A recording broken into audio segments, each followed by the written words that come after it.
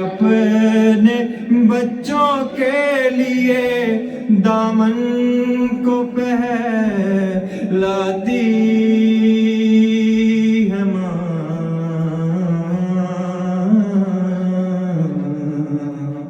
اور چاہے ہم خوشیوں میں ماں کو بھول جائیں دوستوں، چاہے ہم خوشیوں میں ماں کو بھول جائیں دوستوں، جب مصیبت سر پہ پڑتی ہے تو یاد آتی ہے ماں،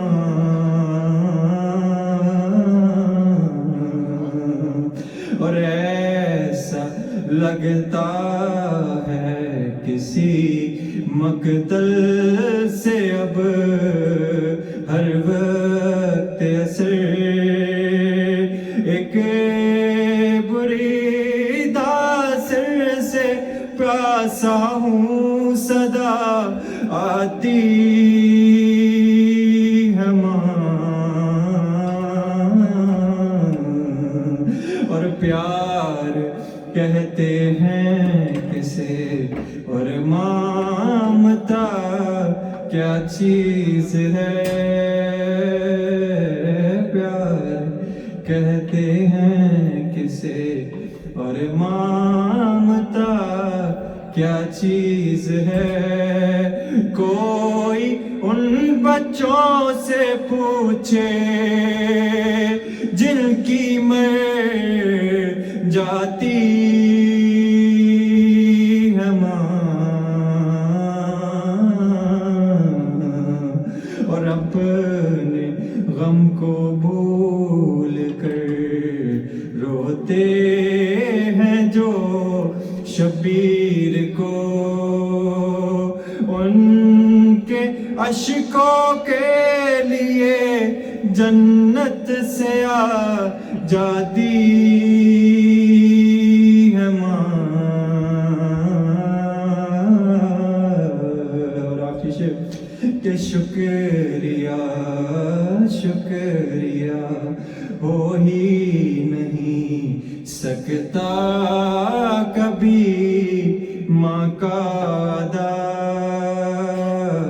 شکریہ ہو ہی نہیں سکتا کبھی ماں کا ادا، ارے مرتے مرتے بھی دعا جینے کی دے جاتی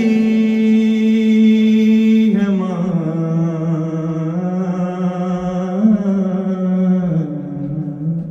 صلوات محمد و آل محمد۔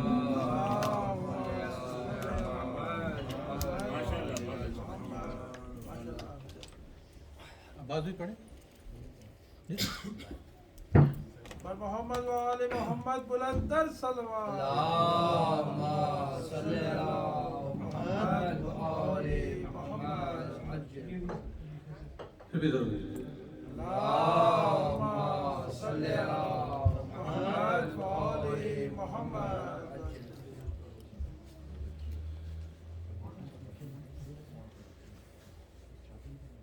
چار مشورے کو بھائی کیا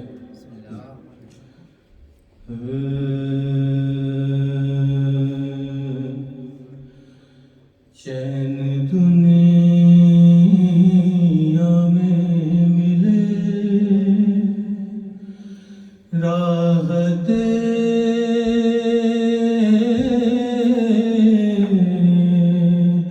عقبیٰ مل جائے،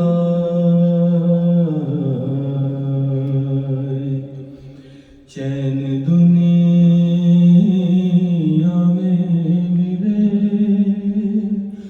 راحت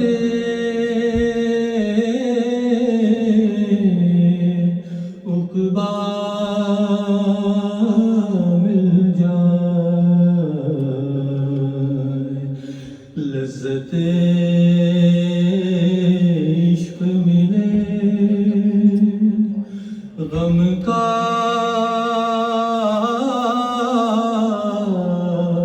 سلیقہ مل جائے، لذت عشق ملے، غم کا سلیقہ مل جائے، کاسائے دل یہ حاضر ہے در دولت پر، کاسائے دل یہ حاضر ہے در دولت پر، فاطمہ آپ کی اولاد کا صدقہ مل جائے، چین دنیا میں ملے۔ صلوات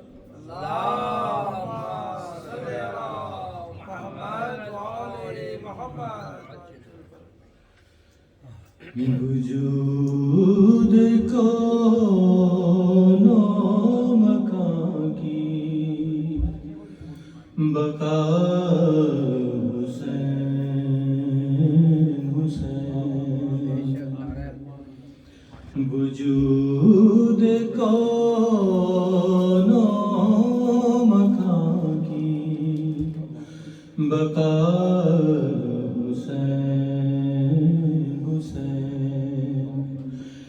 شریعتوں کی مہکتی، شریعتوں کی مہکتی فضا حسین حسین،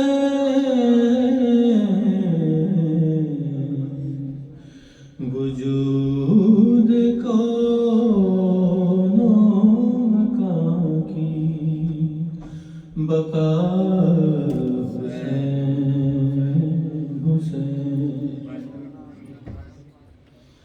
حسین آئے زمین پر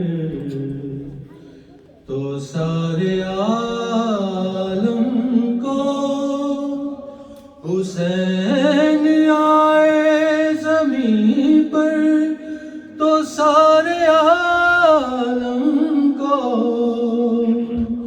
سنا رہی تھی ترانے، سنا رہی تھی ترانے ہوا حسین حسین، وجود کون و مکان کی بقا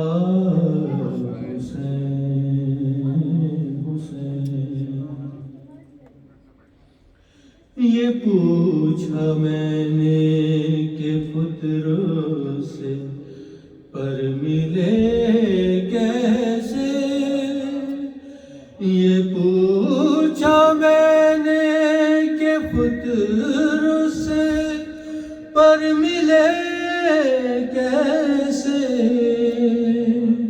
کمال ناز سے وہ کمال ناز سے وہ کہہ گیا حسین حسین،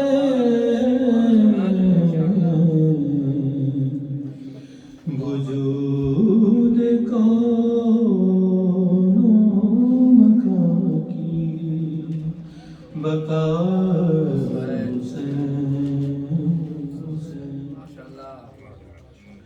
دعا رسول کی بیوی بطول کی غازی، دعا رسول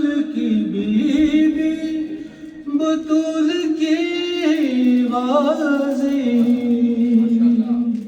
ہے دو جہاں کے خدا کی، ہے دو جہاں کے خدا کی دعا حسین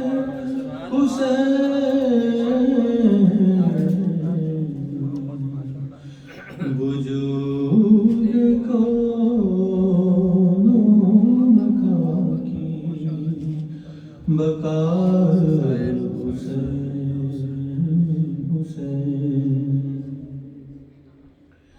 نماز پوچھے گی تم سے بروز محشر میں، نماز پوچھے گی تم سے بروز محشر میں، کبھی نماز میں تم نے، کبھی نماز میں تم نے کہا حسین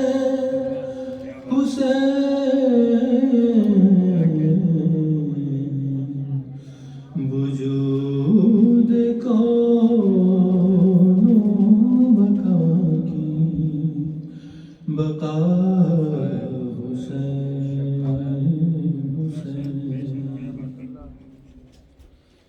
بہلول جائیں گے محشر تلک یہی لے کے، بہلول جائیں گے محشر تلک یہی لے کے، کہ ماں کی گود سے ہم کو، کہ ماں کی گود سے ہم کو ملا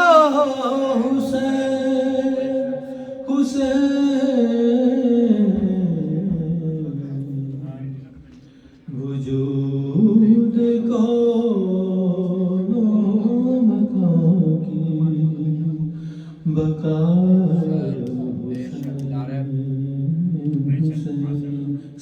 اللہم صلی علی محمد وآل محمد عجل چند جملے مسائل کے کی زحمت تمام ایک سلوات بھیجو اللہم صلی علی محمد وآل محمد حسین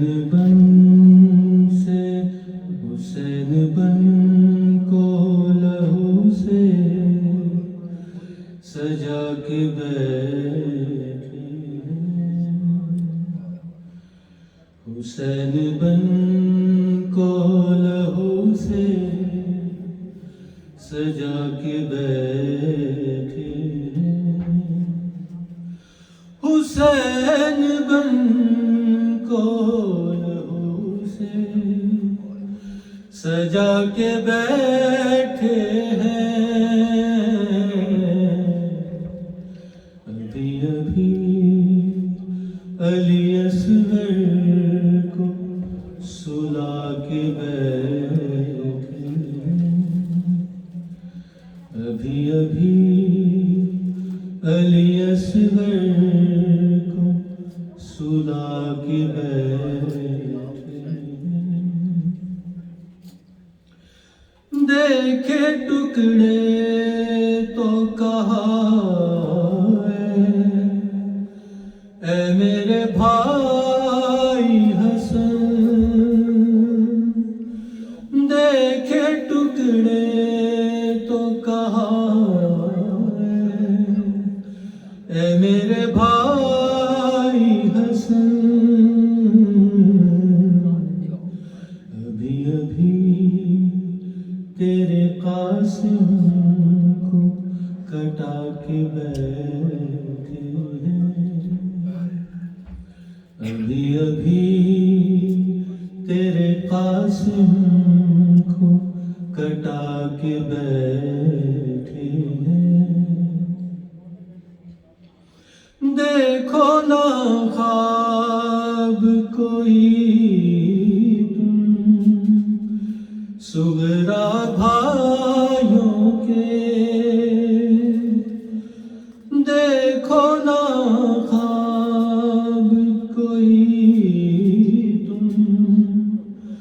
صغرا بھائیوں کے ابھی ابھی ان کے لاشیں اٹھا کے بیٹھے ہیں. مجھے قسم تیری عابد ہے تیری غربت کی. مجھے قسم تیری عابد ہے تیری غربت کی. ابھی ابھی خون کے آنسو بہا کے بیٹھے ہیں. ابھی ابھی خون کے آنسو بہا کے بیٹھے ہیں. بڑی تعداد ہے فیضان یہاں پہ لاشوں کی. بڑی تعداد ہے فیضان یہاں پہ لاشوں کی. ابھی ابھی قبر اصغر کو بنا کے بیٹھے ہیں. حسین بن کو لہو سے سجا کے بیٹھے ہیں.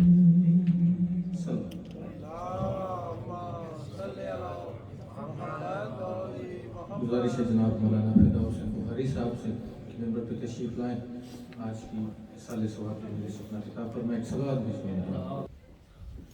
محمد وآل محمد بلند تر صلوات. اللهم صل على محمد وآل محمد وعجل فرج المجاهدين.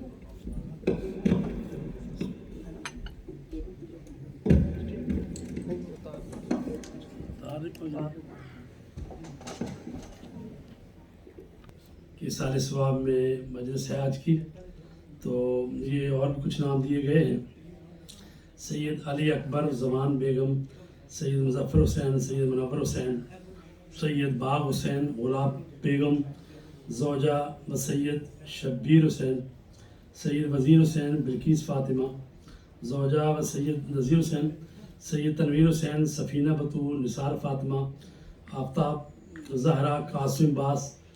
اور ان سب کے لیے جو کہ ان کی فیملی کے افراد جو اس دنیا سے جا چکے ہیں ان کے لیے سورہ فاتحہ اور 3 دفعہ سورہ قل هو اللہ احد پڑھ کے ان کے لیے اثار ثواب کر دیں. بسم اللہ الرحمن الرحیم.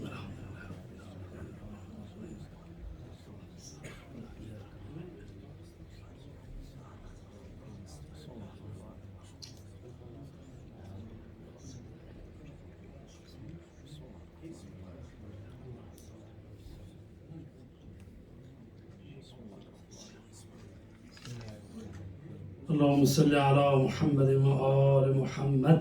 اور اسی طرح جو مومنین بیمار ہیں، سید توسل حسین، سید وجاہت علی، یہ بیمار ہیں اور جو بھی یہاں موجود ہے ہمارے درمیان اور کسی قسم کے مرض میں مبتلا ہے، خداوند عالم سے دعا کرتے ہیں کہ صدقہ محمد و آل محمد ان کو شفاء کاملہ و عاجلہ عطا فرمائے. صلوات پڑھ لیں بار محمد و آل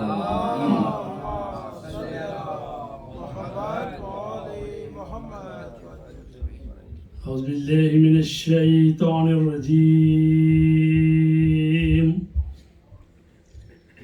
بسم الله الرحمن الرحيم. الحمد لله الذي لا يبلغ مدحته القائلون ولا يحصي نعماءه العادون ولا يؤدي حقه المجتهدون. الذي لا يدركه بعد الهمم ولا يناله غوص الفتن الذي ليس لصفته حد محدود ولا نعت موجود ولا وقت معدود ولا أجل ممدود فترى الخلائق بقدرته ونشر الرياح برحمته والصلاة والسلام على أشرف الأنبياء والمرسلين سيدنا ونبينا ومولانا أبي القاسم محمد اللهم صل على محمد وعلى محمد. والصلاة والسلام على أهل بيته الطيبين الطاهرين المعصومين ولعنة الله على أعدائهم أجمعين. أما بعد فقد قال الله تبارك وتعالى في كتابه المجيد والفرقان الحميد وقوله الحق. بسم الله الرحمن الرحيم. تبارك الذي بيده الملك وهو على كل شيء قدير الذي خلق السماوات والأرض. صلوات پڑھیں بر محمد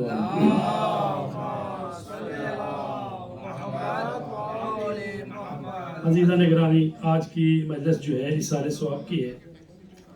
میں نے جس آیہ مجیدہ کو سرنامہ کلام قرار دیا ہے وہ سورہ ملک کی پہلی آیت ہے، جس میں ارشاد رب العزت ہو رہا ہے تبارک الذی بیدہ الملک.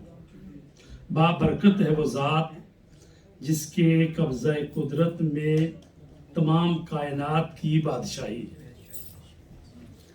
وَهُوَ عَلَى كُلِّ شَيْءٍ قدیر، اور وہ ہر چیز پر قادر ہے. صلوات پڑھیں بر محمد. اللهم صل على محمد وعلى محمد.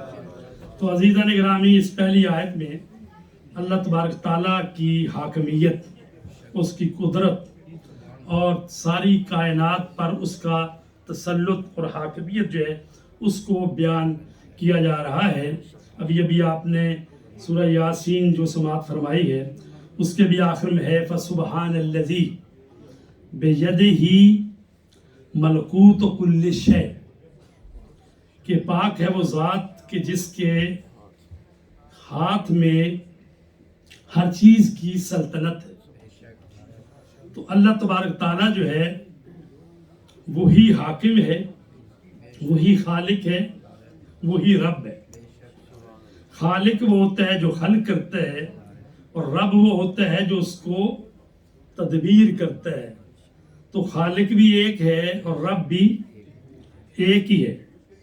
تو لہٰذا یہ ملکوت جو ہے صیغہ مبالغہ کا ہے. ملک کا ایک ہے ملک، ایک ہے ملکوت، اور یہاں پر ملک پر الف لام لگا ہوا ہے. تو اور پھر کہا بیدہ، اس کے ہاتھ میں ہے. ٹھیک، حالانکہ اللہ تبارک تعالیٰ کے ہاتھ تو نہیں ہوتے، چونکہ وہ جسم اور جسمانیت سے مبرہ ہے. تو یہ صرف اشارہ ہے کہ یعنی جس کسی کے ہاتھ میں کوئی چیز ہوتی ہے تو ظاہر ہے کہ وہ اس کا مالک ہوتا ہے اور وہ جس طرح چاہے اس میں تصرف کر سکتا ہے. تو لہذا کہا گیا ہے کہ اللہ کے دست قدرت میں ساری کائنات جو ہے وہ اس کا اقتدار اعلیٰ جو ہے وہ اللہ تبارک تعالیٰ کے ہاتھ میں ہے. اور اگلی آیت میں فرمایا الذی خلق الموت والحیات لیبلوکم ایکم احسن عملا. اس نے موت اور زندگی کو پیدا کیا تاکہ تمہاری آزمائش کرے، تمہارا امتحان لے کہ تم میں سے بہترین عمل کون بجا لاتا ہے. وَهُوَ الْعَزِيزُ الْغَفُورُ، اور وہ غالب آنے والا ہے اور بخشنے والا ہے۔ تو عزیزان گرامی، الذی خلق الموت، اللہ نے موت کو خلق کیا ہے اور حیات کو خلق کیا ہے۔ تو دونوں چیزیں اللہ نے تخلیق کی، اور اس کائنات میں موت و حیات جو ہے وہ مسلسل اس کا عمل دخل ہے۔ موت ایک ایسی چیز ہے کہ دوسری حقیقتوں کا تو لوگ انکار کر سکتے ہیں، لیکن موت ایک ایسی حقیقت ہے کہ اس کا انکار کوئی نہیں کر سکتا۔ بڑے سے بڑا دہریہ بھی کہتا ہے کہ موت آنی ہے۔ موت ایک ایسی حقیقت ہے۔ تو اللہ نے موت کو بھی پیدا کیا اور حیات کو بھی پیدا کیا۔ تو وہ ذات جس نے موت کو خلق کیا، موت کیا ہے؟ عام طور پر سمجھا جاتا ہے موت جو ہے عدم حیات کا نام، یعنی حیات کے نہ ہونے کا نام موت۔ عدم کس کو کہتے ہیں؟ وجود کے مقابلے میں ہوتا ہے عدم اور وجود۔ عدم یعنی ایک وقت تھا کہ ساری کائنات جو ہے وہ عدم میں تھی، یعنی اس کا وجود نہیں تھا، تو اللہ نے پھر اس کو وجود دیا۔ تو جب کہتے ہیں موت تو بات سمجھتے ہیں کہ اس کا مطلب یہ ہے کہ عدم حیات۔ تو جو عدم ہوتا ہے وہ تو مخلوق نہیں ہوتی۔ یہاں کہا جائے اللہ نے موت کو بھی تخلیق کیا، پیدا کیا، اور حیات کو بھی پیدا کیا۔ اگر موت جو ہے وہ عدم ہے، چونکہ خلق جو ہے وہ ایجاد کا نام ہے، جب خلق ہوا تو وجود میں آنا چاہیے۔ تو اس سوال کا حل یہ ہے کہ موت عدم حیات کا نام نہیں ہے، موت عدم حیات کا نام نہیں ہے بلکہ انتقال حیات کا نام ہے۔ یعنی انسان جو ہے اس کے جسم میں جب روح اور جسم کا اتحاد ہوتا ہے تو زندگی ہوتی ہے، اور جب اس سے روح نکال لی جاتی ہے تو اس کو کہتے ہیں انتقال ہو گیا، شخص کا وفات پا گیا ہے۔ ٹھیک، تو وہ عدم حیات نہیں ہے بلکہ انتقال حیات ہے، یعنی حیات اگلے مرحلے میں چلی گئی۔ تو عزیزان گرامی، چنانچہ مادہ جو ہے، مادہ بذات خود حیات کا حامل نہیں ہوتا۔ خود مادہ جو ہے بے جان ہے۔ مادہ مثلا زمین ہے، پتھر ہے، تو اس میں تو حیات نہیں ہے، لیکن حیات اگلے مرحلے میں آتی ہے۔ نباتات جو ہیں، درخت جو ہیں، ان میں حیات ہے، لیکن کون سی حیات ہے؟ حیات نباتاتی، ان میں حیات ہے، لیکن ایسی حیات ہے کہ وہ نشو و نما کرتے ہیں اور وہ پھیلتے بھی ہیں، اوپر کو بھی جاتے ہیں، لیکن یہ نہیں ہوتا کہ آپ نے دیکھا ہو کہ درخت آج ادھر تھا، اگلے دن آئے مثلا سین میں لگا ہوا آپ کے درخت، اگلے دن آئے تو وہ جناب بالکل چل کے آپ کے درخت کے وہ دروازے کے پاس آ گیا ہو، ایسا تو نہیں ہے۔ یعنی وہ جگہ نہیں بدلتا، رہتا وہی ہے۔ ٹھیک، اس میں حیات ہے، لیکن اگلی حیات جو ہے وہ کن کو ہے؟ حیوانات کو ہے۔ تو حیوانات بھی جسم رکھتے ہیں اور نمو بھی کرتے ہیں، جسم نامی، جسم بھی رکھتے ہیں، نمو بھی کرتے ہیں، لیکن متحرکن بالارادہ، لیکن وہ اپنے ارادے سے حرکت کرتے، تو ان میں بھی حیات ہے۔ ٹھیک، اور ایک انسان ہے کہ اس میں پچھلی ساری جو مخلوقات ہیں ان کی جو چیزیں ہیں وہ اس کے میں پائی جاتی ہیں۔ یہ بھی باڈی جسم رکھتا ہے، جیسے پتھر جسم رکھتا ہے، زمین جسم رکھتی ہے، تو یہ بھی جسم رکھتا ہے۔ تو حیوان کیا، وہ بھی جسم رکھتے ہیں، اور حیوانات میں جو چیزیں انسانوں میں بھی ہیں، حیوانات بھی جو ہیں جسم رکھتے ہیں، کھاتے ہیں، پیتے ہیں، زاد و تواصل کرتے ہیں، نسل بڑھاتے ہیں، بچوں سے اپنے سے محبت کرتے ہیں۔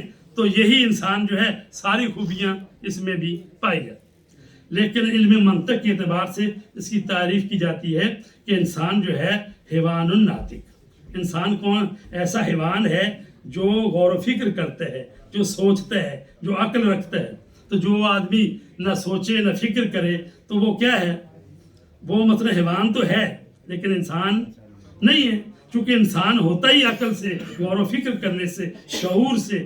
جس کے اندر شعور و ارادہ نہیں ہے تو وہ انسان نہیں ہے۔ تو عزیزان گرامی، تو جدید تحقیق جو کہتی ہے، وہ کہتے ہیں کہ جدید انکشافات کے تحت ڈی این اے کے 3 ارب چھوٹے سالموں کے منظم ترتیب پانے کے بعد اللہ تعالیٰ اس میں حیا ڈال دیتا ہے. یعنی یہ بچہ جب پیدا ہوتا ہے تو ظاہر ہے ویسے تو کیا کہتے ہیں عورت اور مرد جو ہے ان کے جراثیم سے ہی وہ پیدا ہوتا ہے نا. اور اس میں بھی کہا گیا ہے کہ انسان کی پوری باڈی میں جو ہے ہر سیلول جو ہے وہ 46 کرومز، بعض دفعہ مجھے ہو سکتا ہے بعض الفاظ بھی صحیح میں تو اس لیے کہا جاتا ہے، لیکن جو جنسی کروم ہے وہ اس کے آدھے 23 ہے. تو لہذا ضرورت ہوتی ہے کہ ان 23 میں 23 مرد و عورت کے وہ ملے تو 46 بنے اور وہ سالمہ مکمل ہو، تو تاکہ رشد و نمو شروع ہو. تو لہذا ڈی این اے جو ہے اس میں کیا ہے کہ 3 ارب چھوٹے سالموں کے منظم ترتیب میں آنے کے بعد اللہ تعالیٰ اس میں حیات ڈال دیتا ہے. اور موت یہ ہے کہ اس منظم ترتیب میں جب خلل پڑ جاتا ہے تو اللہ اس سے حیات نکال لیتا ہے. لہذا حیات کا نکال دینا یہ خود یہ عمل جو ہے ایک تخلیقی عمل ہے. تو بات شروع ہوئی تھی کہ کیا موت جو ہے اس کو پیدا کرنے کی ضرورت ہے؟ موت تو عدم ہے، وہ عدم نہیں ہے بلکہ ایک عمل وجود میں آیا ہے کہ ایک تخلیقی عمل ہے سائنس کے اعتبار سے، اور قرآنی اور اسلامی روح سے، یعنی اس کے جسم سے روح نکال لی گئی ہے، جسم رہ گیا ہے، اور جس کی وجہ سے وہ انسان تھا. اب یہ کہتے ہیں جناب باڈی کو کہاں غسل دینا ہے، اور اب تو نام بھی ختم ہو گیا، جو اب کہتے ہیں جی میت کو لے آئے باہر، میت کو اندر رکھے. تو اس جس کی وجہ سے وہ انسان تھا وہ کیا تھا؟ اس میں روح ہے جو اس میں سے نکل گئی. تو عزیزان گرامی، اللہ نے پیدا کیا موت اور حیات کو. اب یہ ہے کہ کیوں پیدا کیا، اس کی اب وجہ اور علت اور سبب بیان کر رہا ہے. لِيَبْلُوَكُمْ، تاکہ تمہیں آزمائے، تمہارا امتحان لے. تو اس کا مطلب ہے زندگی اور موت اور یہ جو نظام اللہ نے پیدا کیا ہے، تو اللہ کیا کرنا چاہتا ہے؟ امتحان لینا چاہتا ہے. تو امتحان صرف اہل بیت کا ہی لیتا ہے اللہ، یا ہمارا بھی لیتا ہے؟ وہ کہتے ہیں کچھ تو سیدھے بولو یار. یعنی امتحان جو ہے صرف انہی ہستیوں کے لیتا ہے یا کہ ہمارا بھی امتحان لیتا ہے؟ اللہ کہتا ہے سورہ عنکبوت میں احسب الناس ان یترکوا ان یقولوا آمنا وهم لا یفتنون. کیا یہ لوگ یہ تصور کرتے ہیں کہ یہ کہیں گے لا الہ الا اللہ تو ان کو چھوڑ دیا جائے گا اور ان کو آزمایا نہیں جائے گا؟ تو اس کا مطلب یہ آواز ذرا بند کریں یار، کون ہے؟ صلوات پڑھنے پر محمد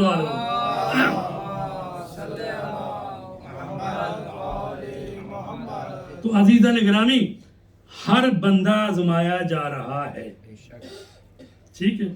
البتہ یہ علیحدہ بات ہے کہ وہ کہتا ہے کہ بھی میرا تو کام ٹھیک ٹھاک ہے، میں تو نہیں آزمایا جا رہا. تم پہلی کلاس میں فیل ہوئے تو اگلی میں کون سا تجھے آزمانا ہے؟ مطلب یہ ہے کہ اللہ کہتا ہے لا نکلف اللہ نفسا الا وسعها. ہم ہر نفس کو اتنی ہی تکلیف دیتے ہیں جتنی وہ برداشت کر سکتا ہے، ٹھیک ہے. تو لہذا پہلی کلاس میں پاس ہو جاؤ گے تو اگلی کلاس کا امتحان ہے، اگلی سے پاس ہو جاؤ گے اس سے اگلی کا.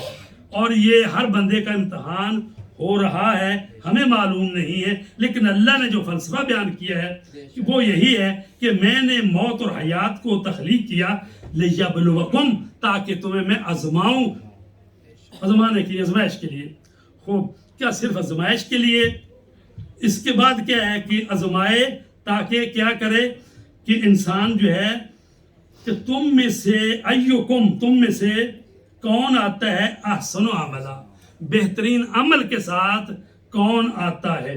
تو اس کا مطلب ہے زندگی اور موت و حیات کا مقصد یہ ہے کہ انسان امتحان دے، اور امتحان دینے کے لیے کہا گیا ہے کہ بہترین عمل ہونا چاہیے. تو اگر بہترین عمل ہے تو پھر اچھا عمل جو ہوتا ہے بہترین عمل، خوب جیسے ہمارے ہاں کیا ہوتا ہے جی انگلش میں گڈ بیٹر بیسٹ. تو یہ بیسٹ والی بات ہے. یہ جو امتحان اللہ لینا چاہتا ہے کہتا ہے کہ تمہارا عمل کیسا ہونا چاہیے؟ احسن عمل ہونا چاہیے، بہترین عمل ہونا چاہیے. تو بہترین عمل کب بنتا ہے؟ بہترین عمل اس وقت بنتا ہے جب نیت خالص ہو اور صرف اللہ کے لیے ہو، تب بنتا ہے وہ عمل خالص. وَإِلَّا آپ جناب ٹرکوں کے ٹرک دیتے رہے اللہ کی راہ پر، نیت یہ ہے کہ لوگ مجھے کہیں کہ جناب ماشاءاللہ بہت زیادہ لوگوں کو مدد کرنے والے شخصیت ہے، ٹھیک، لیکن نیت یہ ہو کہ لوگ مجھے کہیں، تو اس کا مطلب ہے نیت خالص ہے ہی نہیں۔ جس کے لیے کر رہا ہے لوگ تالیاں بجائیں گے، ٹھیک، اور لوگ کہیں گے کہ ماشاءاللہ بہت اچھا کام کیا ہے، لیکن چونکہ اللہ کے لیے نہیں ہے تو جب آخرت میں جائے گا تو ہاتھ خالی ہے۔ اللہ کہتے ہیں کہ مجھ سے اچھا شریک کوئی نہیں، اگر تم نے میرے ساتھ کسی اور کو شریک کیا تو قیامت کے دن اللہ کہے گا یہ سارے کا سارا عمل اسی کو دے دے جس کو میرے ساتھ شریک کیا تھا، اور اسی سے اجر لے لے۔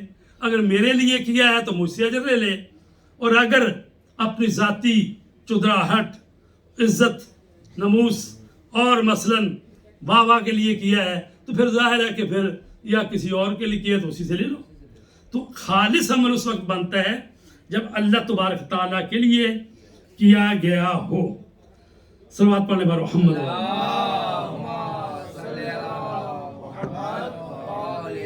تو اب ضرورت ہے کہ ایسے ہی خالص عمل کی کوئی مثال لا کے بیان کی جائے کہ اتنا خالص ہے کہ اللہ تبارک تعالیٰ نے اس کو قرآن مجید میں سورہ دہر میں، جس کی تقریباً جو ہیں 31 آیتیں ہیں، اور اس میں 5ویں آیت سے لے کر جو ہے 22ویں آیت تک جن ہستیوں کی شان میں آیتیں نازل کر کے بیان فرما دیا کہ یہ ہے عمل خالص۔ صلوات پڑھنے پر اور وہ آیت شروع ہوتی ہے ان الابرار یشربون، کہ جو نیک لوگ ہیں ان کو مشروب پلائے جائیں گے، ٹھیک ہے، من کاسن کانا مزاجھا کافورا، کہ جس میں کافور کی امیزش ہوگی، ایسے نیک لوگوں کو وہ جام پہن۔ تو صلوات پڑھیں، اللہ تبارک تعالیٰ ہمیں بھی نصیب فرمائے۔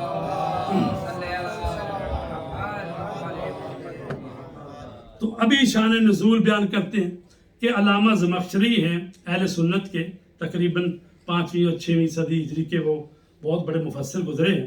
ان کی تفسیر الکشاف، اس میں انہوں نے یہ شان نزول بیان کیا ہے کہ حضرت امام حسن اور امام حسین بچپنے میں بیمار ہو گئے، تو رسول پاک عیادت کے لیے آئے، اور آپ کے ساتھ دوسرے لوگ بھی تھے، کوئی صحابہ کرام بھی تھے۔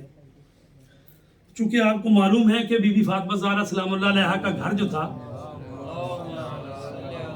وہ اس کا دروازہ مسجد میں سین میں ہی کھلتا تھا، ٹھیک ہے، 2 ہی دروازے تھے، باقی تو سب کے بند کروا دیے تھے نا۔ پہلے یہ تھا کہ یہ مسجد ہے اور اس کے ارد گرد صحابہ کرام کے مکان بن گئے، ٹھیک، اور ان کے بیک ڈور جو ہے وہ مسجد کے سین میں کھل رہے ہیں، ٹھیک، اور لوگ جو ہیں وہ بعض نماز پڑھنے کے لیے اپنے پچھلے دروازے سے اندر آ گئے۔ تو اللہ تبارک تعالیٰ نے فرمایا کہ اے میرے حبیب ان سب کے دروازے بند کرا دو، ٹھیک ہے نا۔ پنجابی جی کہاں کہ انہوں نے لانگا بنا لیا، مطلب یہ مسجد چ آدھے نے جانے نے، کوئی کسے حالے چ ہوندا ہے، کوئی کسے حالے چ ہوندا ہے، ٹھیک ہے، یہ مسجد ایسا تقدس ہونا چاہیے۔ تو کہا کہ بھی ان کے دروازے بند کرو۔ رسول پاک نے فرمایا بھی دروازے اپنے اپنے بند کرو، مین گیٹ سے آؤ مسجد میں اور باقی دروازے بند کیے جائیں۔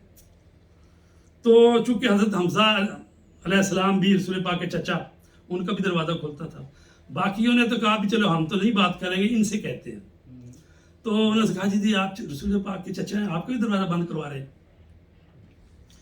تو انہوں نے کہا کہ یا رسول اللہ میرا بھی دروازہ بند کروا رہے ہیں؟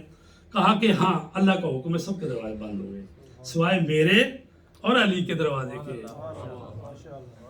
تو فرمایا کہ میں اپنی طرف سے نہیں کر رہا، یہ میرے اللہ کا حکم ہے۔ تو سب کے دروازے بند کروا دیے، صرف دروازہ رسول پاک کا رہا اور مولا کائنات کا، ٹھیک۔ تو وہ ہے کہ کچھ لوگ مرے جاتے ہیں اس رنج و محن میں، اس گھر کا جو دروازہ ہے مسجد کے صحن میں، ٹھیک ہے۔ تو گھر فاطمہ زہرا کا بڑی شان کا گھر ہے، یہ وحی کی منزل ہے، یہ ایمان کا گھر ہے۔ تو لہٰذا یہ وہ گھر ہے کہ جس کا دروازہ مسجد میں کھلتا تھا۔ تو امام حسن حسین بیمار ہوئے، رسول پاک آئے عیادت کری، تو ظاہر ہے باقی نمازی بھی نماز پڑھ کے وہ بھی ساتھ ہو لیے. تو مولا علی علیہ السلام آئے باہر اور کہا کہ کیا حال ہے بچوں کا. تو اس موقع پر بعض نے کہا کہ یا علی آپ نظر کر لیں کہ اللہ تبارک تعالیٰ میرے بیٹوں کو حسن اور حسین کو شفا دے تو ہم اللہ کے لیے 3 روزے رکھیں گے. ٹھیک ہے، اس کو نظر کہتے ہیں. نظر ہوتی ہے اللہ کے لیے جس کو ادا کرنا واجب ہے، اور جس کا قرآن میں کہا گیا کہ اگر نظر پوری نہ کرو گے تو کیا کرنا پڑتا ہے، روزے رکھنے پڑتے ہیں یا 10 مسکینوں کو کھانا کھلانا پڑتا ہے. تو نظر کا طریقہ ہے کہ میں اللہ کے لیے نظر کرتا ہوں کہ اگر میرا بچہ بیمار ہے، ٹھیک ہو جائے تو میں مثلاً 3 روزے رکھوں گا، اور جب بچہ ٹھیک ہو جائے تو نظر پوری کرے. یا میں نظر کرتا ہوں کہ اگر میرا بچہ پاس ہو جائے اس امتحان میں تو میں کسی غریب آدمی کو 100 پاؤنڈ دوں گا. تو کبھی کبھی ہاتھوں مال دینے دی ہونی چاہیے نا نظر. تو لہٰذا نظر مالی ہو یا عبادی ہو تو جب وہ پوری ہو جائے تو اس کو پورا کرنا ہوتا ہے. تو اب انہوں نے کہا جی کہ نظر کر لیں. تو لہٰذا مولا علی علیہ السلام نے نظر کر لی، بی بی فاطمہ زہرا نے بھی نظر کر لی، اور گھر میں کنیز ہے اماں فضا، انہوں نے بھی نظر کر لی. ٹھیک، تو نظر کر لی کہ 3 روزے رکھیں گے. تو بہرحال امام حسن حسین شفا پا گئے. تو جب ہم کہتے ہیں نا ہمارے لیے یہ رول ماڈل ہستیاں ہیں، نمونہ ہیں، تو اس کا مطلب ہے ان کے جو عمل ہیں، چھوٹے سے چھوٹے عمل سے لے کے بڑے سے بڑا عمل، وہ ہمارے لیے رول ماڈل ہے، نمونہ ہے. تو اس کا مطلب ہے کہ جب ہمارے ہاں بھی کوئی بیمار ہو جائے تو ہمیں بھی نظر کرنی چاہیے. اور اس کا مطلب ہے کہ یہ وہ ہستیاں ہیں کہ جن کے لیے کائنات بنی ہے. اور آپ دیکھیں کہ ابھی ہم نے وہ پڑھی ہے نا آیت کہ جس میں کہا گیا ہے کہ ہم نے موت اور حیات کو پیدا کیا تاکہ دیکھیں کہ تم میں سے کون بہترین عمل کے ساتھ آتا ہے. تو اس کا مطلب ہے کہ اس کائنات کو پیدا کرنے کا مقصد جو ہے بہترین عمل ہے. اور دوسری آیت میں فرمایا وَمَا خَلَقْتُ الْجِنَّ وَالْإِنسَ إِلَّا لِيَعْبُدُونَ، ہم نے جنوں انسانوں کو پیدا کیا تاکہ وہ ہماری عبادت کریں. کبھی کہا اس کا پیدا کرنے کا مقصد بندگی ہے، کبھی کہا کہ حسن عمل ہے. اور حسن عمل اور بندگی کو جدا نہیں ہے، بلکہ حسن عمل سے ہی بندگی مکمل ہوتی ہے. یعنی عمل اچھا ہے آپ کا تو بندگی آپ کی اچھی ہے. تو لہٰذا جس کا عمل اتنا اچھا ہو کہ اللہ کہے اِنَّكَ لَعَلَىٰ خُلُقٍ عَظِيمٍ، آپ خلق عظیم کے مالک ہیں، تو لہٰذا اس کا عمل اتنا اچھا کہ کہا لَقَدْ كَانَ لَكُمْ فِي رَسُولِ اللَّهِ أُسْوَةٌ حَسَنَةٌ، تمہارے لیے رسول کی زندگی میں بہترین نمونہ ہے. تو پس رسول پاک جو ہیں وہ مجسمہ حسن عمل ہیں. تو اب اگر ایک نقطہ یہ سمجھ میں آ گیا آپ کے کہ زندگی کو، موت کو، کائنات کو پیدا کے لیے کیا کہ بہترین عمل کے لیے، تو اس کا مطلب جس کا بہترین عمل ہے ساری کائنات میں سب سے زیادہ، تو اس کا مطلب ہے وہی تخلیق کائنات کا باعث ہے. اس لیے کہا کہ لولاک لما خلقت الافلاک، اے میرے حبیب اگر میں تجھے پیدا نہ کرتا تو کائنات کو پیدا ہی نہ کرتا. اس لیے کہ اس کا عمل حسن عمل ہے. اور پھر فرمایا دوسری حدیث میں ہے کہ لولا علی لما خلقتک، اے میرے حبیب اگر میں علی کو پیدا نہ کرتا تو تجھے بھی پیدا نہ کرتا. اور ایک اور حدیث ہے کہ جس میں کہا کہ لولا فاطمہ لما خلقتکما، اگر فاطمہ کو پیدا نہ کرتا تو تم دونوں کو پیدا نہ کرتا. تو اس سے کوئی یہ مطلب نہ سمجھ لے کہ اس کا مطلب ہوا کہ بی بی فاطمہ اپنے بابا رسول پاک سے بھی افضل ہیں، مولا علی سے بھی افضل ہے. ایسی بات نہیں ہے. صرف بتایا جا رہا ہے کہ چونکہ جس طرح فرمایا کہ اس کائنات کا مقصد بندگی ہے، اس کائنات کا مقصد حسن عمل ہے، اور پھر ان کا مقصد کیا ہے حسن عمل کا؟ حیات طیبہ ہے. یعنی جب تم اس دنیا سے جاؤ گے تمہیں ایسی حیات ملے گی کہ جس میں کسی قسم کا نقص اور کمی نہیں ہوگی، ایسی حیات طیبہ ملے گی۔ تو لہٰذا ہر بندہ اپنی حیات طیبہ کو حاصل کرنے کے لیے اس دنیا میں تگ و دو کر رہا ہے، آزمایا جا رہا ہے۔ تو عزیزان گرامی، تو جب کہا فاطمہ نہ ہوتی تو میں تم دونوں کو پیدا نہ کرتا، تو یہ اس لیے ہے کہ چونکہ اس نور کی حقیقت ایک ہے، اس کو کبھی نور محمدی کہا گیا ہے، کبھی نور ولایت کہا گیا ہے، کبھی نور نبوت کہا گیا ہے، کبھی اس کو جو ہے پنجتن پاک کا نور کہا گیا ہے۔ تو لہٰذا چونکہ ان کی حقیقت ایک ہے، اگر بی بی فاطمہ نہ ہوتی تو پھر رسول پاک کا لایا ہوا اسلام اور مقصد پورا نہ ہوتا، اس لیے کہ بی بی ہیں ام الائمہ، 11 اماموں کی ماں ہیں۔ تو چونکہ بی بی ہیں کوثر ہستی، ان آتینا کل کوثر فصل لربک وانحر ان شانک هو الابتر، اے حبیب ہم نے تجھے کوثر عطا کی ہے۔ کوثر کثرت سے ہے، تو یعنی کثرت کا مطلب بہت زیادہ، تو یہ وہ بی بی ہے جو علم میں بھی بہت زیادہ ہے، کمال میں بھی بہت زیادہ ہے، اور رسول کے سکون اور امن کے لیے بھی بی بی نے وہ کردار ادا کیا کہ اللہ تبارک تعالیٰ کے حبیب نے کہا اے میری بیٹی تو میری ماں ہے، ام ابیہا۔ یعنی جب حضرت خدیجہ سلام اللہ علیہا کی وفات ہو گئی تو اس وقت بی بی نے جس طرح سے رسول پاک کی مدد کی، بچپنے میں کبھی رسول پاک باہر سے آتے ہیں سر پر خاک پڑی ہوتی ہے، کبھی مسجد حرام میں بیت اللہ میں وہاں پر نماز پڑھ رہے ہیں، کوئی ظالم ان کے اوپر گندگی پھینک دیتا ہے، کوئی اوجڑی پھینک دیتا ہے، تو یہ وہ بی بی ہے جو باپ کی خدمت بھی کر رہی ہے، اور کبھی ان کا سر کو دھو رہی ہے اور ساتھ ساتھ گریہ کر رہی ہے اور ساتھ ساتھ اپنے باپ کی خدمت کر رہی ہے۔ تو رسول پاک نے فرمایا اے میری بیٹی فاطمہ، تو مجھے اس طرح چاہتی ہے جیسے ماں اپنے بیٹے کو چاہتی ہے، گویا کہ تو ام ابیہا ہے۔ تو یہ وہ بی بی، باقی عورتیں جو رسول پاک کی ان کو تو کہا گیا ام المومنین، یعنی مومنین کی ماں۔ یہ فاطمہ وہ ہے جو اپنے باپ اور خاتم الانبیاء اور رسولوں کے رسول کی بھی ماں ہے، ام ابیہا، یہ وہ بی بی ہے سلام اللہ علیہا۔ تو عزیزان گرامی،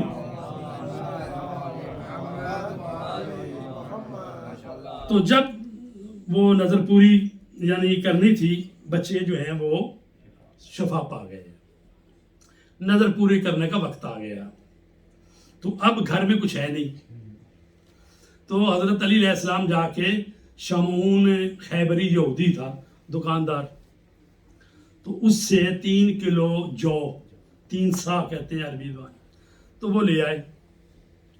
تو بی بی سلام اللہ علیہ نے پہلے دن اس کو پیسا اور 5 روٹیاں اس کی بنائی، گھر میں 5 ہی افراد تھے، امام علی علیہ السلام، بی بی فاطمہ زہرا، بی بی فضہ اور امام حسن اور امام حسین، اور 5 روٹیاں بنا لی اور دسترخوان بچھ گیا اور قریب ہے کہ افطار کرے، روزہ رکھا سر دن۔ تو دروازے پہ دکل باب ہوئی کہ اے آل محمد،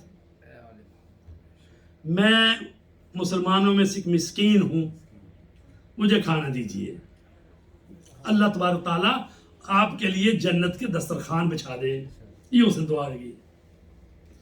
تو لہٰذا مولا کائنات علی علیہ السلام جو ہیں وہ اپنی روٹی لے کے اٹھنے لگے، زبردستی تو نہیں کی ادھر لاؤ روٹیاں سارے کہ بات دینی نہیں، وہ اٹھے اپنی روٹی لی، تو بی بی فاطمہ زہرا نے بھی اپنی روٹی پر رکھ دی۔ اما فضہ جو اس گھر کی کنیز ہے لیکن ایسے نورانی ماحول میں وہ خاتون ہے کہ وہ بھی ان کے رنگ میں رنگ گئی ہے، یعنی وہ بی بی جس کو کہا متکلمہ بالقرآن، جس نے 25 سال تک قرآن سے گفتگو کی ہے، تو اس بی بی فضہ نے بھی اپنی روٹی رکھ دی، اور حسن و حسین جو ہیں انہوں نے بھی اپنی اپنی روٹیاں دے دی، 5 روٹیاں جو ہیں وہ اس مسکین کو دے دی گئی، مسکین لے کے چلا گیا، انہوں نے نمک اور پانی سے افطار کر لی۔ اب ایسا نہیں ہے کہ صبح سحری کے وقت سحری کا کوئی اہتمام ہوا، نہیں، سحری نہیں ہے، بس وہ نیت کی، روزہ رکھ لیا۔ اگلے دن دوبارہ دسترخوان پہ بیٹھے اور آ گیا کون؟ اس نے کہا اے آل محمد، میں یتیم ہوں مجھے بھوک لگی ہے، مجھے کھانا دیجیے۔ تو اسی طرح اگلے دن بھی 5 روٹیاں جو ہے وہ یتیم کو چلی گئی۔ تیسرا دن آ گیا، اب ہر روز جو ہے حالت ایسی ہو رہی ہے کہ بھئی 24 گھنٹے یا 42 گھنٹے ہو گئے ہیں تو کھانا نہیں کھایا، پانی اور نمک وغیرہ ہی لے رہے ہیں۔ اور تیسرا دن جب آیا تو اس نے کہا اے آل محمد میں اسیر ہوں۔ اسیر کہتے قیدی کو، جنگی قیدی ہوتے تھے نا اس وقت رسول پاک کے زمانے میں کوئی اسپیشل وہ بڑے تو نہیں ہوتے کہ جیل خانے، قید خانے اور وہ چیزیں ہوں۔ تازہ تازہ اسلام ابھی رشد کر رہا ہے، تو جو لوگ قیدی ہوتے تھے ان کو کسی مسلمانوں کے حوالے کر دیتے تھے بھی اس کی آپ دیکھ بھال کریں، اتنے دن آپ دیکھ بھال کریں۔ وہ اسیر آ گیا اور اس نے کہا میں اسیر ہوں اور مجھے کھانا دیجیے۔ اسی طرح 5 روٹیاں اٹھا کر اس کو دے دیں۔ اب اگرچہ اکثر تفسیروں میں تو یہی کہا گیا کہ وہ اسیر تھا، قیدی تھا، اور اس قیدی کی وجہ سے ہی کہ یہ قیدی تھا اس سورہ کو کہا گیا مدنی سورہ ہے۔ وَإِلَّا یہاں بھی بعض نے اس کو بھی کرنے کی کوشش کی ہے کہ یہ سورہ مکی ہے، تاکہ جو اہل بیت کی شان ہے اور یہ جو 18 آیتیں آئیں اس میں تو کہہ دیجیے تو سورہ مکی ہے جی، وہ مدینے میں تھے، یہ سورہ مکے میں نازل ہوا، تو اس لیے اس قیدی کی وجہ سے ہی کہا گیا کہ بھی قیدی مکے میں نہیں تھے، قیدی وہاں تو اسلام جو ہے اتنا کمزور تھا، مار کھا رہے تھے، حبشہ ہجرت کر گئے، پھر وہاں سے ہجرت کر کے آئے، یہ تو مدینے میں حکومت قائم ہوئی اور پھر جنگیں ہوئیں کافروں سے اور ان کے اسیر ہوئے۔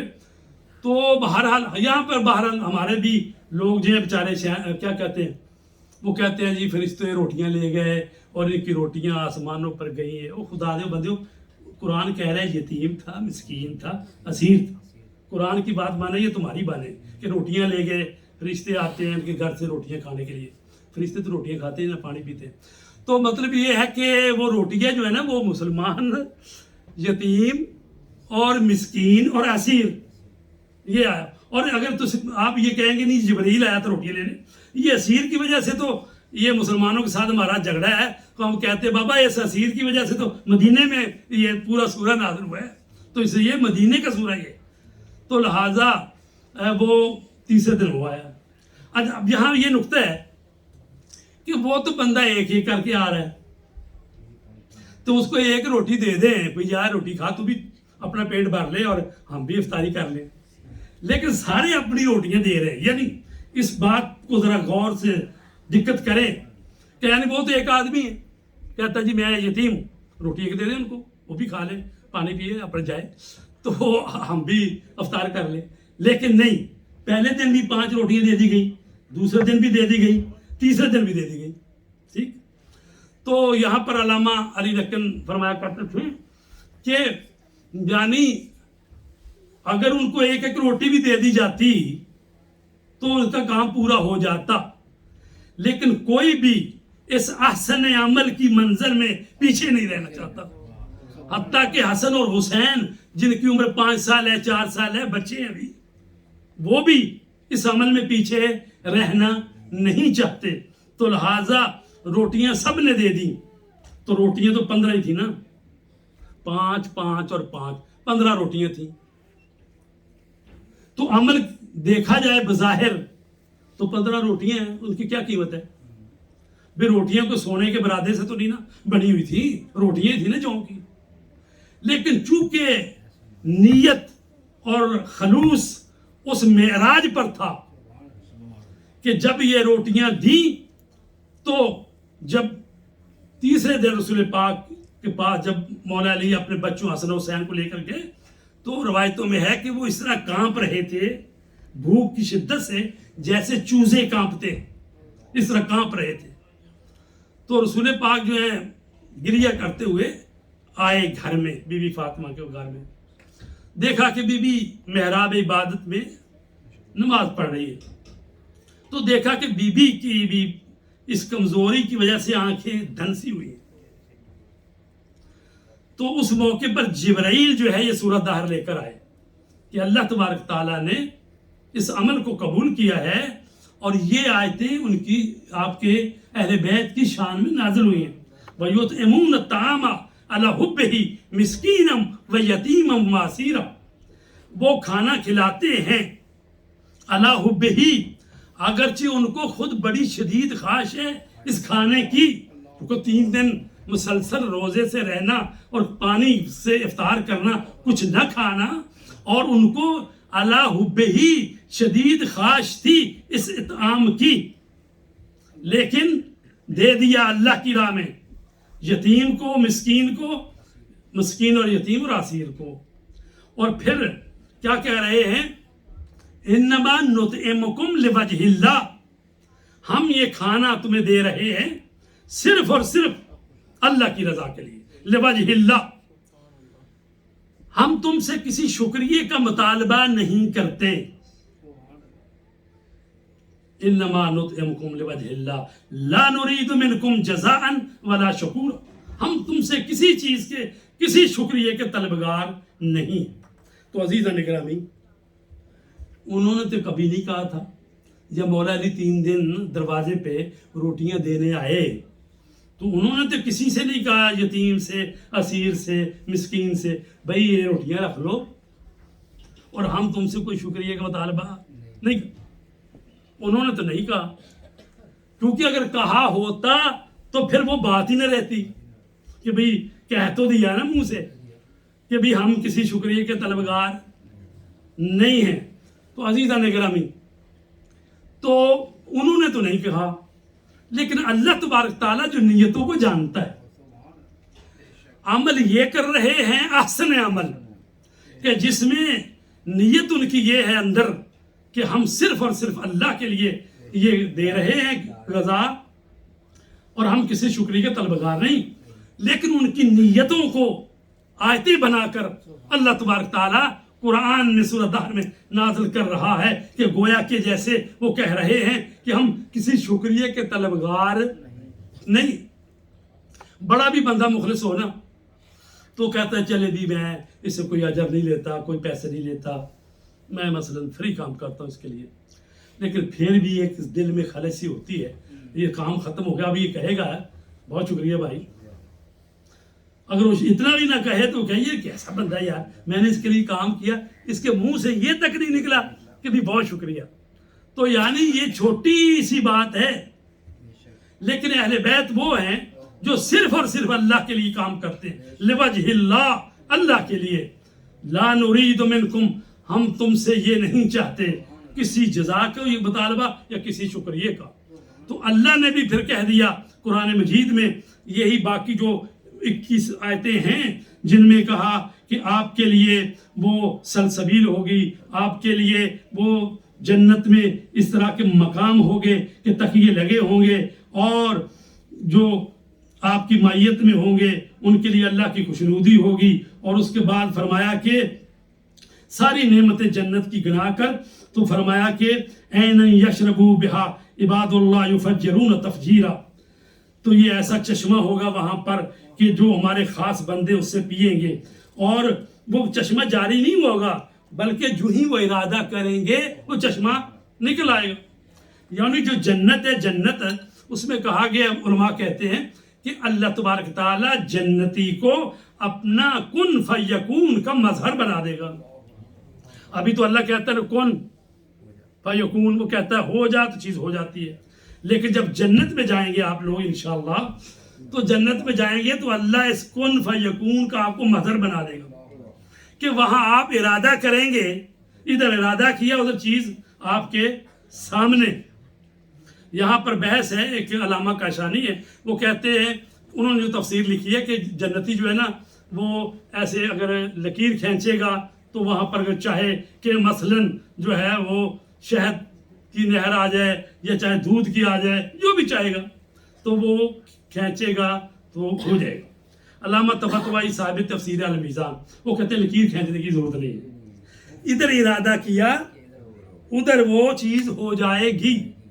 اور قرآن کہتے ہیں وَلَكُمْ فِيهَا مَا تَشْتَهِي أَنفُسُكُمْ، جنت میں وہ کچھ ہے ما تشتہی، جو چاہے گا، انفسکم، تمہارے نفوس اور جانیں جو کچھ چاہیں گی تمہارے لیے ہے۔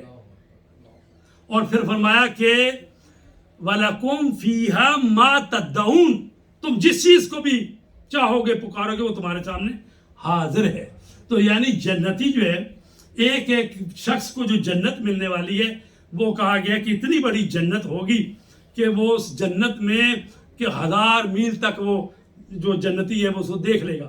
اور اس میں ہر جنتی میں یہ معمولی جنت ہے جس میں مطلب یہ ہے کہ 60,000 اس کے وہاں پر جو ہے حور و غلمان اور کنیزیں اور وہ سارے ہوں گے. ٹھیک.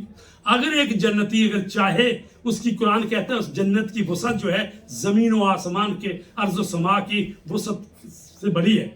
تو اگر ایک جنتی کو شوق ہو کہ آج میں باقی جنتیوں کی اپنی جنت میں دعوت کروں تو وہ کر سکتا ہے.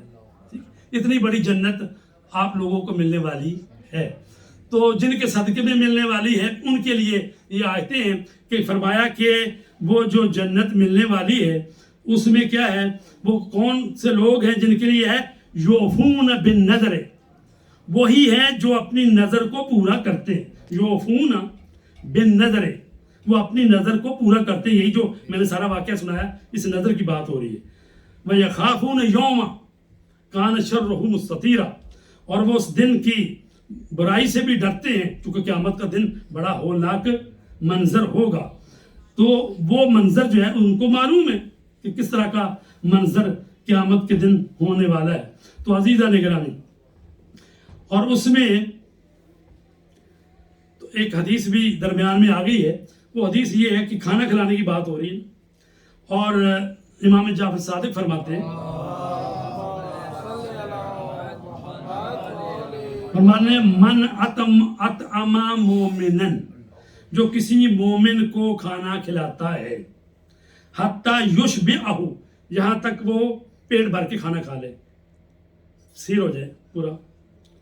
لم یدر احد من خلق اللہ ما لہ من الاجر تو آخرت میں اس کا اتنا ثواب ہے کہ اسے نہ کوئی مقرر فرشتہ سمجھ سکے گا نہ مرسل سوائے اللہ رب العالمین. یعنی خود کھانا کھلانے کا اتنا ثواب ہے کسی بندہ مومن کو. اور جب کہا جائے گا نا جہنمیوں سے کہ قیامت کے دن جو ہے نا فوج در فوج جہنم میں بھی جائے گی تو وہاں پر جو ہیں فرشتے جہنم کے وہ کہیں گے بھی جس کو دیکھے میں اپنا ترجمہ کر رہا ہوں جس کو دیکھے منہ اٹھائے ادھر تلے آ رہے ہو. فوج ہے نا فوج کا مطلب ہوتا ہے فوج اس کو کہتے ہیں گروہ ایک پورا دستہ تیزی سے کسی جگہ سے گزرے اس کو کہتے ہیں فوج. جیسے فوج پریڈ کرتی تھی گزرتی تو جہنم کی طرف فوج در فوج قرآن میں سورہ ملک میں تو وہاں پر وہ کہیں گے خزنتھا جہنم کے جو خزانچی ہیں وہ کہیں گے کیا تمہیں کوئی ڈرانے والا نہیں آیا تھا ادھر جو چلے آ رہے سارے تو وہ کہیں گے ڈرانے والا آیا تھا لیکن ہم نے اس کی انسنی کر دی. ہم نے کہا بس ایسی باتیں بنا رہے ہیں تو لہٰذا جو نبی بھیجے گئے ان کی سنی نہیں. یا ان سے کہا جائے گا کیوں آئے ادھر تو وہ کہیں گے لم نکو من المصلین کہ ہم نماز پڑھنے والوں میں سے نہیں تھے. یعنی وہ جہنم میں جائیں گے ان سے پوچھیں کیوں آ رہے ہو بھی جہنم میں تو وہ کہیں گے ہم نماز پڑھنے والوں میں سے نہیں. اور دوسری بات یہ ہے کہ ہم مسکینوں کو کھانا کھلانے والے نہیں. تو لہٰذا مسکینوں کو معاشرے کے جو محروم طبقات ہیں ان کی خبر گیری کرنا ان کو کھانا کھلانا مسکینوں کو یتیموں کو اسیروں کو اس کا اتنا ثواب ہے کہ امام کہتے ہیں کہ کوئی نہیں جانتا کہ اس کا ثواب کتنا ہے جو اللہ تبارک تعالیٰ قیامت کے دن اس بندہ خدا کو دے گا جو کہ دوسروں کو کھانا کھلاتے ہیں. ٹھیک ہے. صرف یہ نہ کر لیں کہ آپ میری طرف آئیں تو میں کھانا کھلاؤں تو آپ میری طرف میں آپ کی طرف یہ وہ نیوندر بھاجی والا نہیں ہونا چاہیے. بات یہ ہے کہ کھانا کھلائیں. اور پھر یہ کہا گیا ہے کہ اس میں دیکھیں کہ کوئی یتیم مسکین بھی ہے جیسے کہ مولا علی کا گورنر تھا جس میں وہ دعوت ہوئی تھی وہ گورنر اس میں گئے ہوئے تھے تو مولا نے فرمایا تم ایسی دعوت میں گئے ہو جہاں بڑی بڑی پلیٹیں چل رہی تھیں اور اس میں کوئی بیچارہ مسکین یتیم اور غریب آدمی تو نہیں تھا اس میں تو سارے بڑے بڑے رئیس اور بڑے بڑے معاشرے کے لوگ تھے. تو ایسی دعوتوں کا کوئی فائدہ نہیں ہے چونکہ جس میں کوئی مسکین نہ ہو یتیم نہ ہو کوئی ہمسایہ نہ ہو تو لہذا دعوتیں ایسی ہونی چاہیے کہ جس میں معاشرے کے محروم طبقہ جو ہے وہ بھی اس سے فائدہ حاصل کرے. اچھا اب یہ ہے کہ ساری نعمتیں اللہ نے گنا کے کہا ہے वजज़ाहुम बिमा सबरू जन्नतम व हरीरा, तो आपकी जजा जो है, ये जो नज़र पूरी की है आपने, उनके सब्र के एवज उन्हें जन्नत और रेशमी लिबास अनायत किए जाएंगे। मुत्तकीन फीहा अलल अराइक, जहाँ वो तकिए लगे होंगे, वो आराम कर रहे होंगे जन्नत में। अच्छा, ला यरौन फीहा शमसन वला ज़महरीरा, और वहाँ ना वो गर्मी धूप देखेंगे और ना कोई ऐसी चीज़ के जुगर, यानी वहाँ का टेम्परेचर कैसा है, वो जो इंसान के लिए बड़ा आरामदेह टेम्परेचर होता है ना, ठीक, तो वो टेम्परेचर होगा वहाँ पर, गर्मी भी नहीं है सर्दी भी नहीं है। और कहा गया है कि यहाँ पर एक और हदीस है, वो हदीस ये है कि जब जन्नत में लोग होंगे तो एक मर्तबा जो है ना, वो इस तरह से रोशन हो जाएगी जन्नत जैसे सूरज निकला है। तो जन्नती कहेंगे उन रज़वान जन्नत से कि अल्लाह ने तो फरमाया था कि वहाँ पर सूरज नहीं जन्नत, तो ये इतनी रोशनी कैसे पैदा हो गई है। हमारे परवरदिगार ने तो फरमाया था ना धूप की गर्मी देखने का इत्तेफाक होगा और ना सर्दी की शिद्दत। तो रिजवान जन्नत जो है उनसे कहेगा ये सूरज की रोशनी नहीं है, ये सूरज की रोशनी नहीं है, न चांद की रोशनी है ये, बल्कि ये अली और फातिमा। और चूंकि ये हदीस आई है अहले सुन्नत की तरफ से, उन्होंने लिखा है अली और फातिमा रजी अल्लाह ताला अन्हा, उनसे तरह आई है नहीं, तो कहते हैं अली और फातिमा मुस्कुराए जन्नत में, अली और फातिमा मुस्कुराए हैं और उनके दांतों की रोशनी से जन्नत रोशन हो गई। तो ये हैं वो हस्तियाँ कि जन्नत जिनकी है, माँ है तो जन्नत की खवातीन की सरदार है, बच्चे हसन और हुसैन हैं तो जन्नत के जवानों का सरदार है। तो लिहाजा जिसने जन्नत में जाना है उनको चाहिए कि जन्नत के मालिकों से जो साहिब इख्तियार है अल्लाह ने बना दिए, उनसे राब्ता रखे, उनकी मोहब्बत दिल में रखे, तभी जन्नत में जा सकते हैं। और हमारे यहाँ वो जो लोग दूसरे वो कहते हैं जी फला फला बूढ़ों के सरदार हैं, यानी हर हदीस के मुकाबले में हदीस गढ़ी गई और हसन और हुसैन जन्नत के जवानों के सरदार हैं, ये रसूल पाक ने फरमाया। और खुद शाफी मैशर हैं, ठीक है, अली कसीम नारे वाले जन्ना, अली जन्नत और दोज़ों को तकसीम करेंगे, जन्नत में हसन और हुसैन जन्नत के जवानों के सरदार होंगे, वह अबू हुमा अफजल मिनहुमा, और उनके बाबा अली उनसे अफजल हैं, और बीबियों की तरफ बीबी फातिमा जन्नत की सरदार हैं। तो बाकी तो गुंजाइश बची कोई नहीं, लेकिन उन्होंने हदीस बनाई कि जी फलां और फलां जो हैं वो बूढ़ों के सरदार हैं। तो हम उनसे पूछते हैं वो जन्नत किधर है जहां बूढ़े होंगे और वो बूढ़े दो उसके सरदार होंगे। इसलिए कि जन्नत ऐसी अल्लाह ने खल्क ही नहीं की, क्योंकि जन्नत में जो भी जाएगा ऐसी सेहत के साथ जाएगा कि जिसमें किसी किस्म का नक्स नहीं। सबसे पहले तो उनको हौज़े कौसर पिलाया जाएगा, तो आधे ठीक तो वही हो जाएंगे जब मतलब ज़ाहिर 50,000 साल का वो दिन है, कुरान मजीद में क़यामत का दिन 50,000 साल का है, ठीक। और सिर्फ पुलसरात से गुजरते हुए बाद लोगों को 3,000 साल लग जाएंगे पुलसरात से गुजरते। तो जब वहाँ पहुँचेंगे हौज़े कौसर पिएंगे तो जन्नत में जाने से पहले फिर एक नहर है उसमें उनको नहलाया जाएगा। तो बिल्कुल वो जवान, बिल्कुल 30-35 साल के, यानी जो जवानी का आलम है हर नेमत से मज़ा और फ़ायदा उठाने का। तो लिहाजा जन्नत में जो भी जाएगा वो जवान होकर जाएगा। तो जन्नत में तो जवान जाएंगे, तो बूढ़े किधर गुम हो गए हैं, उनको तो शायद ये कहा जाएगा कि हदीस है बुखारी में कहा गया है कि मेरे पास कुछ लोगों को लाया जाएगा, तो फरिश्ते आएंगे उनको दबोच के लेके जाएंगे। तो मैं कहूँगा फरिश्तों ठहरो भाई, ये तो मेरे साहबी। तो कहेंगे या रसूलल्लाह आपके बाद इन्होंने बड़ी बड़ी बिदतें ईजाद की थी, तो लिहाजा उनको घसीटते हुए ले जाएंगे, उनको हौज़े कौसर से भी पानी पीने नहीं दिया जाएगा, उनको ले जाएंगे उधर। तो लिहाजा जहाँ के वो मुस्तहिक हैं जो लोग वहीं जाएंगे।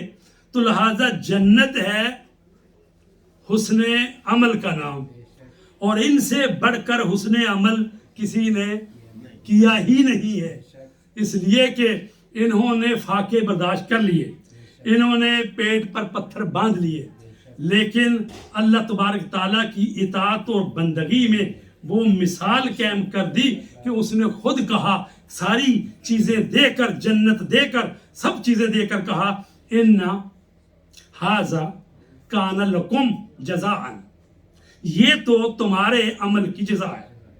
یہ بھی اسی سورۃ دہر کی آیت ہے. ان ھذا کان لکم جزاء، یہ تو تمہارے عمل کی جزا ہے. لیکن اللہ بھی سمجھ رہا ہے کہ یہ جزا جو ہے نا یہ پوری اس کا عمل کے برابر نہیں بنتی. کیا کہہ رہے ہیں؟ وَكَانَ سَيُّكُمْ مَشْكُورًا، اور اللہ تمہارے اس عمل کا قدردان ہے. قدردان بھی میں نے صحیح ترجمہ کیا. وَإِلَّا مشکور کس کو کہتے ہیں؟ مشکور کہتے ہیں شاکر وہ ہوتا ہے جو شکر کرے، مشکور وہ ہوتا ہے جس کا شکریہ ادا کیا جائے. ٹھیک ہے. اللہ کیا کہہ رہا ہے؟ یہ جنت اور یہ جو بھی اس میں نعمتیں ہیں سب آپ کی، لیکن آپ کا عمل ایسا ہے کہ کانا سیکم مشکورا. انہوں نے کیا کہا تھا کہ اے یتیم اور مسکین لے جاؤ، ہم تم سے کوئی جزا اور شکریہ کے طالب نہیں ہیں. اور اللہ یہاں شکریہ ادا کر رہا ہے، کہہ رہا ہے کانا سیکم مشکورا، تمہارے اس عمل کا تو خدا مشکور ہے.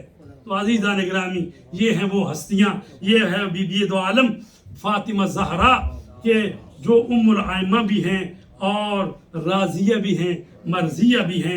راضیہ وہ خاتون ہے جو اللہ کی رضا پر راضی رہنے والی ہے، اور مرضیہ وہ ہے کہ جو اللہ کی مورد پسند ہے.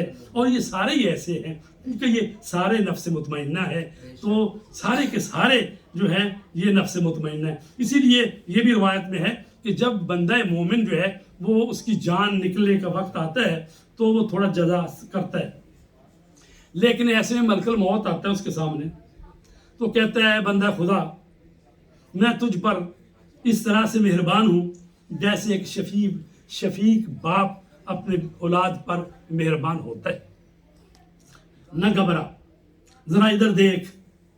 تو جب وہ ملک الموت کہتا ہے ذرا دیکھ، تو وہ پھر ان کے لیے رسول پاک مولا کائنات بی بی زہرا سلام اللہ علیہ، امام حسن حسین 12 امام یعنی 14 معصوم، اس کے لیے تمثل کر دیے جاتے ہیں.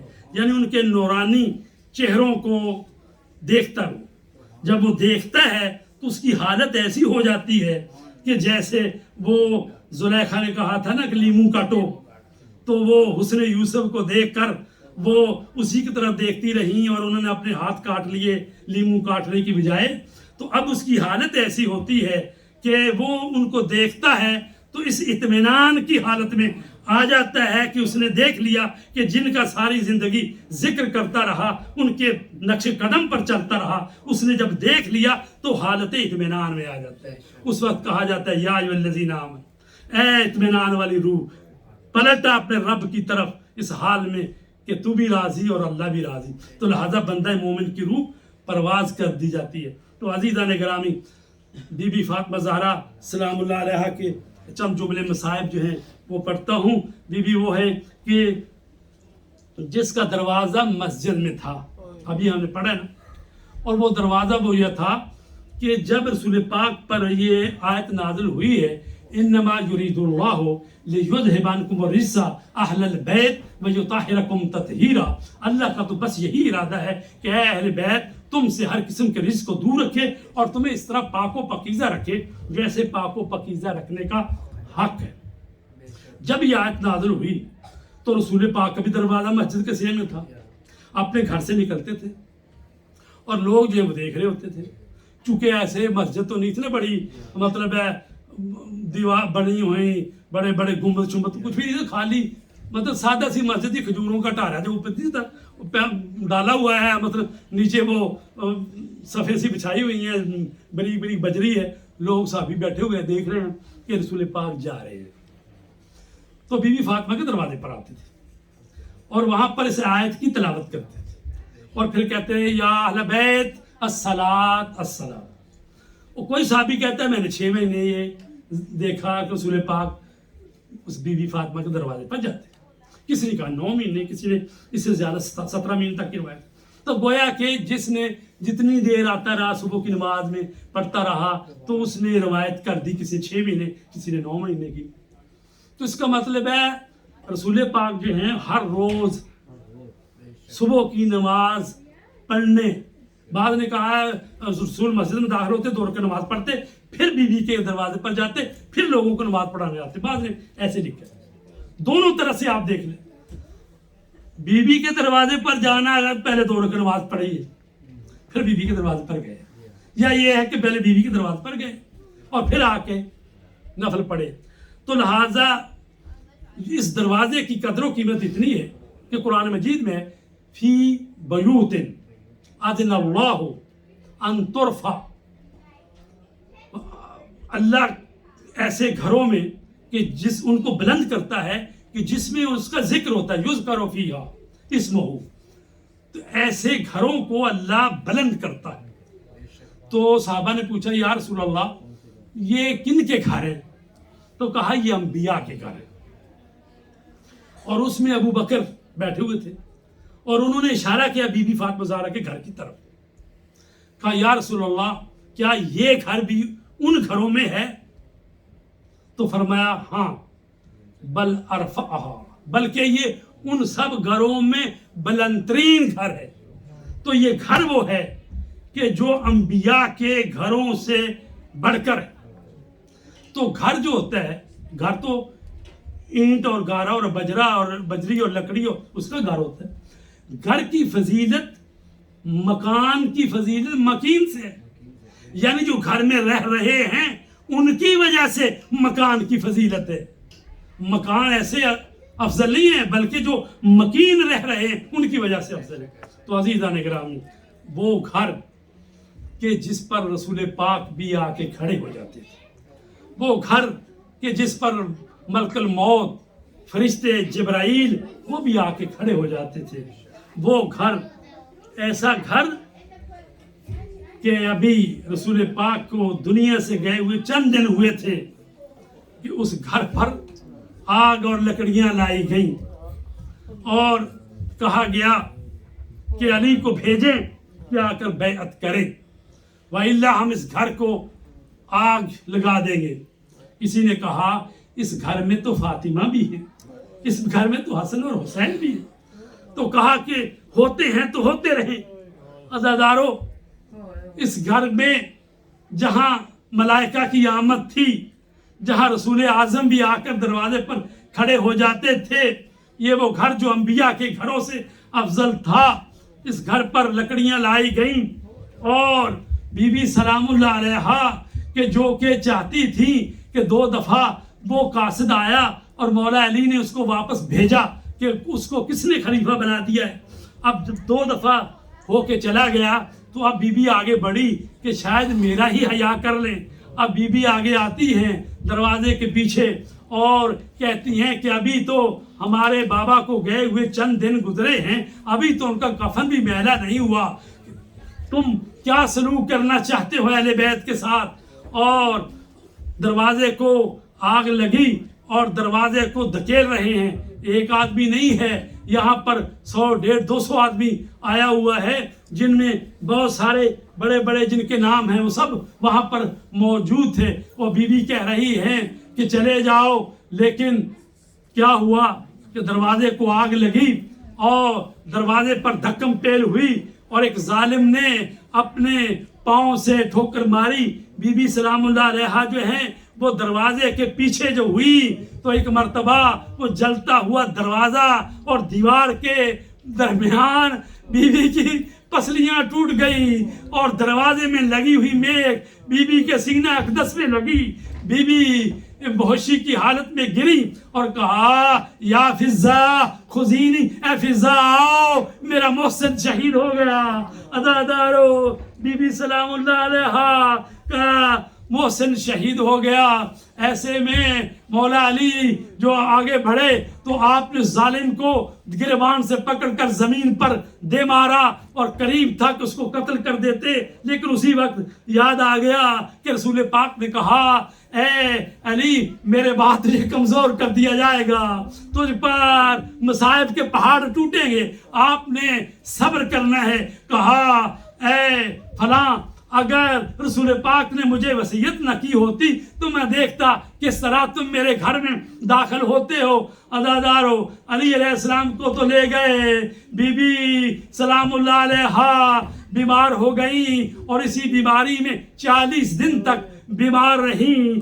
بی بی کا پہلو زخمی ہو گیا، اب قریب ہے کہ دنیا سے جائیں، وصیتیں کر رہی ہیں، کہہ رہی ہیں اے ابو الحسن میری وصیت یہ ہے کہ آپ نے ہی مجھے غسل دینا ہے، آپ نے ہی مجھے کفن دینا ہے، رات کے وقت میرا جنازہ اٹھے مجھے تابوت میں رکھ کر دفن کرنا ہے، اور دیکھے میرے جنازے میں ان لوگوں کو شریک نہ کرنا جنہوں نے مجھ پر ظلم کیے ہیں۔ تو کہا اے بنت رسول ایسا ہی ہوگا۔ عزادارو، بی بی سلام اللہ علیہا دنیا سے چلی جاتی ہے، مولا علی کو اطلاع ملتی ہے، گریہ کرتے ہوئے مسجد سے گھر آتے ہیں۔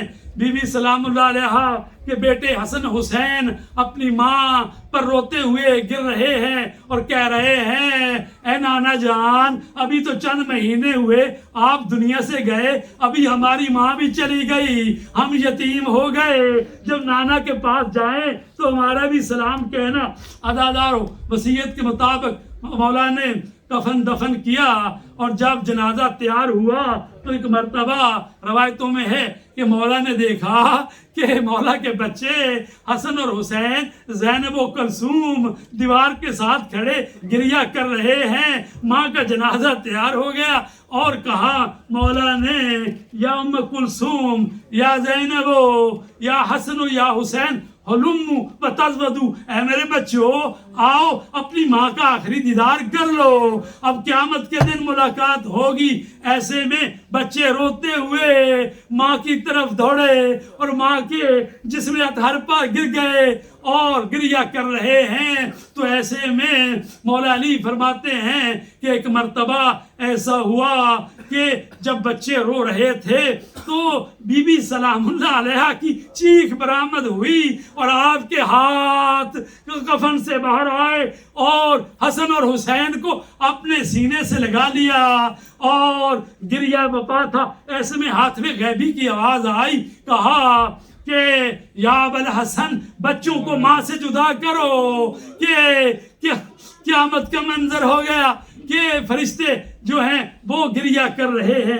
تو مولا علی نے بچوں کو ہٹایا اور بی بی کی وصیت کے مطابق ان کو دفن کر دیا اور کہا یا رسول اللہ میرا بھی سلام ہو اور آپ کی بیٹی کا بھی سلام ہو۔ یا رسول اللہ جو آپ نے مجھے امانت دی تھی میں اس کو سالم واپس نہیں پلٹا سکا، یہ آپ کی بیٹی آپ کے پاس آئی ہے، یہ بتائے گی کہ کون کون سے ظلم ان پر کیے گئے۔ الا لعنت اللہ القوم الظالمین۔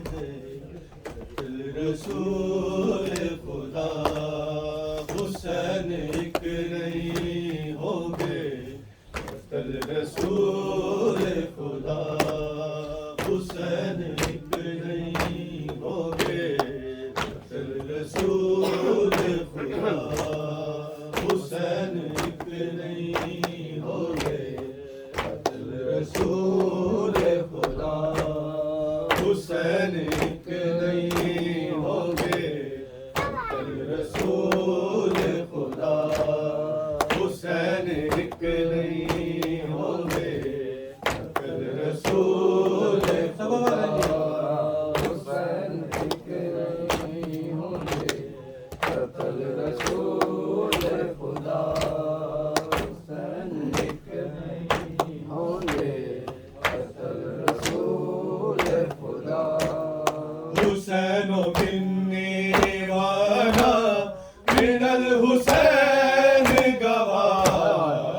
حسین ایک نہیں ہوں گے قتل رسول خدا حسین ایک نہیں ہوں گے قتل رسول خدا حسین ایک نہیں ہوں گے قتل رسول خدا میرا نواسا بیت یزید کر لینا نہ رہنا کلمہ نہ کوئی خدا دا نہ لینا بنا دین خدا میں حسین دین پناہ حسین ایک نہیں ہوں گے قتل رسول خدا حسین ایک نہیں ہوں گے قتل رسول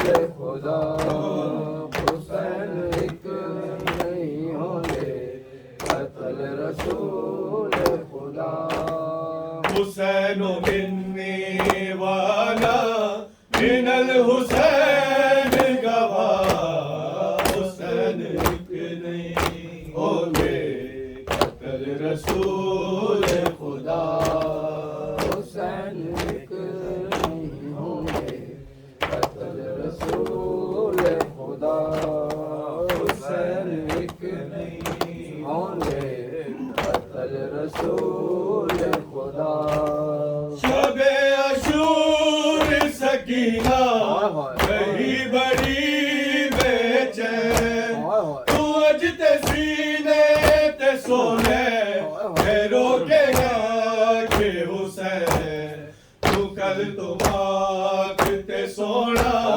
حسن گلے وچ پا حسین ایک نہیں ہوں گے قتل رسول خدا حسین ایک نہیں ہوں گے قتل رسول خدا حسین ایک نہیں ہوں گے قتل رسول خدا حسین منی والا من الحسین گواہ حسین ایک نہیں ہوں گے قتل رسول خدا حسین ایک نہیں ہوں گے قتل رسول خدا حسین ایک نہیں ہوں گے قتل رسول خدا شب